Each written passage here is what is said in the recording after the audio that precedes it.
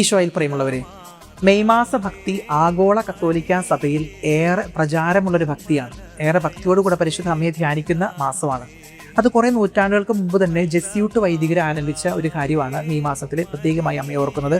പിന്നീട് 19-ാം നൂറ്റാണ്ടായപ്പോൾ 9-ാം പിയൂസ് മാർപ്പാപ്പ ഇത് ഔദ്യോഗികമായി അംഗീകരിച്ചു. മെയ് മാസം മാതാവിന് വേണ്ടി പ്രത്യേകം പ്രതിഷ്ഠിക്കപ്പെട്ടു.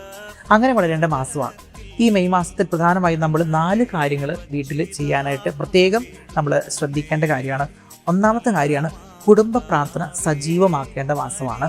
കാരണം കുടുംബങ്ങൾ ഒന്നിച്ചുകൂടി മെയ് മാസ ഭക്തിയിൽ വളരുവാൻ പരിശുദ്ധമ്മയുടെ ജപമാല ചൊല്ലി പ്രാർത്ഥിക്കേണ്ട ദിവസമാണ്. രണ്ടാമത്തെ കാര്യം, ഈ വണക്കമാസ ജപം എല്ലാവരും ചൊല്ലേണ്ട ദിവസങ്ങളാണ്, മാസമാണ്. പുസ്തകമില്ലാത്തവരൊക്കെ ഒരു പുസ്തകം മേടിച്ച് ആ ഭക്തിയിൽ വളരുവാൻ അതിലെ സംഭവങ്ങളും പ്രാർത്ഥനകളും ഒക്കെ നമ്മുടെ വരും തലമുറയ്ക്ക് കൈമാറി കൊടുക്കേണ്ട നല്ല ദിവസങ്ങളാണ്. അതുകൊണ്ട് ആ വണക്കമാസ ജപം ചൊല്ലാനായിട്ട് പ്രത്യേകം പരിശ്രമിക്കണം. പിന്നെ നമ്മുടെ അടുത്ത കാര്യം, സുകൃജപങ്ങൾ ചൊല്ലി ഒരുങ്ങണം. സുകൃജപങ്ങൾ ചൊല്ലി പ്രത്യേകം ഒരുങ്ങേണ്ട മാസമാണ്. മാതാവുമായി ബന്ധപ്പെട്ട സുകൃജപങ്ങൾ പ്രത്യേകം ചൊല്ലാനായിട്ട് കുട്ടികളെ പഠിപ്പിക്കുക, മാതാപിതാക്കന്മാർക്ക് ചൊല്ലുകയും ചെയ്യുക. അടുത്ത കാര്യം, പരിശുദ്ധ കുർബാനയെ സംബന്ധിക്കാൻ ഈ മെയ് മാസം പ്രത്യേകം നിങ്ങൾ ശ്രദ്ധിക്കണം.